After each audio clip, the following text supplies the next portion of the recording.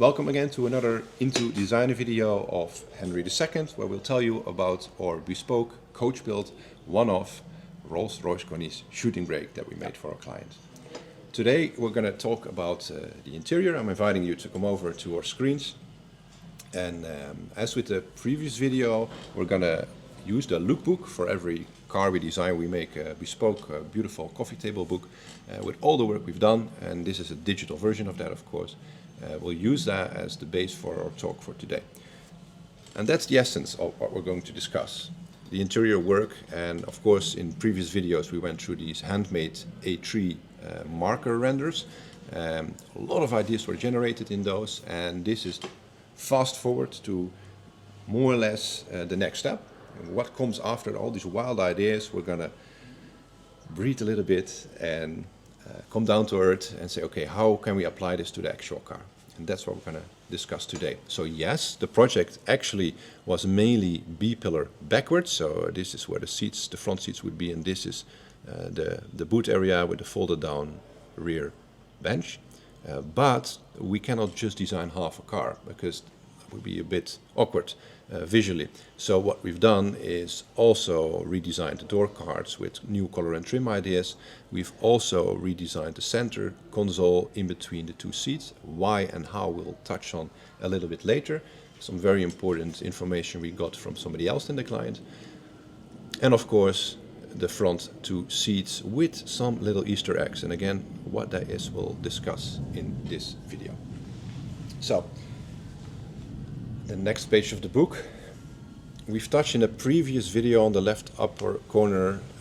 You see these sketches of the metal milled elements that you'll find in the boot area, the luggage strips. Definitely a nice video to watch. You'll see in how much detail we go and why they are so crucial to the design of this car. But here we talk about the center compartment or center console in between the two front seats. And what that is an important element for the use of this car. And like I said, information came from somebody else in the client, and that's actually the client's wife. We really do enjoy talking with not just the client, but also his family and spouses, because it's important to understand truly how the client and his family, in this case, is using the car. And they do soft rallies together, they do triathlons together, and both he and she are in the car when they are doing their rally. He's usually driving, she's doing the navigation. And she said to us, you know, when we're doing this soft rally, I don't have any space for my documents, for my road maps, for all that kind of material. And they kind of fly through the car sometimes, because I put them sometimes next to my seat or on the dashboard, and there's no proper place for it. So we looked into that, and what we designed, again, coming back to the sketch, and this is an early sketch.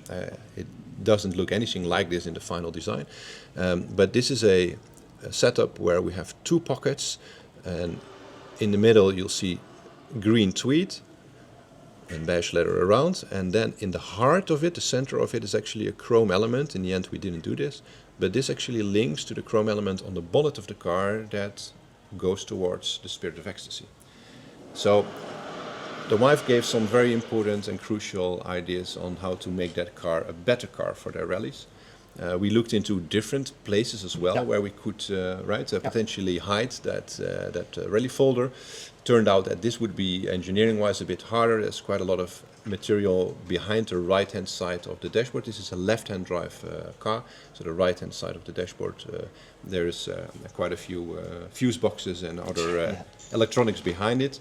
And we decided that also for economics that would be the better place to do that. So we've done more, of course, on that car. We've already discussed metal elements in the boot area, but also, of course, the center stack. Yeah, so these metal elements in the boot, but also the rally light, again an idea from the client's wife. How to integrate that, how should that look, how should it function, how should it be to the touch. In the end we actually made a little bed of tweed inside of this. That's not on this specific sketch yet, but again one sketch leads to another. Here we see the more or less final version actually, right, of what we've done to that center console, with some original equipment of the car still there, and a little bit more calm in its setup, so not that chrome element, just the divider. And of course the tweed inside, which we also have done on the sun visors. And an overview like this, including the rear seat design, shows you an important element of car design, especially of car interior design, where a lot of different objects in a way come together, from a dashboard to seats to a floor to side panels. Bigger elements, smaller elements, they all have to speak the same language, not just color and materials, shape language. And that's a difficult one to get right because the objects are so very different compared to one another. So that's a nice overview of a top view on the left, the milled elements, the rear seat, etc. Also important, color and materials, I just touched on it already. A very small sketch, you see the headliner here, up there actually, so it's a sort of a fold open sketch if you like. But very different colors and materials, right, than to the final car. Let's go through. Yeah, so we proposed several ideas. We didn't directly end up with this tweed and this leather and this carpet. No, so this is basically the final sketch where from here we start producing the CAD models, the computer-aided design models. So everything here was first 3D scanned, so the entire car was 3D scanned, and then it was put in CAD, so all the different elements could be produced. And that goes again for the little tiny milled elements on the floor to the big side elements on the sides of the car. And even around the rear window, all the elements that were upholstered in leather or in tweed, and the way everything is mechanically attached to the car in such a way there's no squeaks and no rattles. Also the wood surrounding the window. Yeah. So let's have a look at that. I may invite you to the sketch, the wood surrounding the window here, the leather here rolling over the original wood. So the client made a big point, and rightly so, about keeping the original wood on the dashboard and the upper door element and the rear passenger upper shoulder element, because these were the pieces of wood he knew for his whole life. The car has been in the family for 40 years. So sure, the easy thing would be to just redo all the wood. The car needed it. The car needed some TLC. However, new wood wouldn't be his wood, right? It wouldn't be the family's wood. It would be just some other wood from, a shelf, another tree. So what we did was we restored all the existing wood, and we then asked our wood specialists to look into finding the correct tone of wood, grain of wood, color of wood, matching with that original 40-year-old wood inside of the car. Big challenge, but with a lot of knowledge they managed to pull that off. Yeah. And everything that you see on top is entirely new. So that is a big single piece of wood made in like steam chambers, and all sorts of amazing knowledge was applied to make this happen.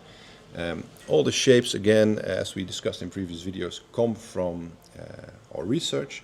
And here in the back, again, an important element that the wife of our customer referred us to. She said, both before as well as after our triathlons, I'd like to make sure I look presentable. So why can't we have something like a mirror somewhere in the car when we've just done our triathlon and we put our bikes on the car? I would like to actually check if I'm presentable. And that's what you see here. These are two mirrors, his and hers, of course. They are on chrome little period correct stalks, and you can put them in any direction you wish. So they can hinge, open and close, of course, but they can also go under any angles, anything you prefer, whether you're standing higher or lower outside, right? It doesn't matter. You can just put them in any single direction. And that's what makes proper bespoke car design in our book. And this sort of sketch culminates all the different ideas from extra lights in the back, because of course normally the car stops around here, and that's just a separate boot, to the location of switch gear, of course the bespoke luggage strips, the vanity mirrors, the luggage hooks where we've applied the bike cleaning kit Yes. to. So quite a few ideas all coming together in this single sketch. Yeah, there's a lot. I think we should make a separate video about all the interesting features and such. The car we has. probably should do that. Yeah, exactly. Yeah, actually, we can touch on it a little bit here. Yeah. Center console, open and close. This is a completely redesigned center console. It looks OEM, it is not. Normally below here there are some air vents and a pocket that's entirely redesigned. This looks like the original radio, is not. We actually designed a new piece of wood over the Bluetooth radio. Here on the left you actually see the photo indeed.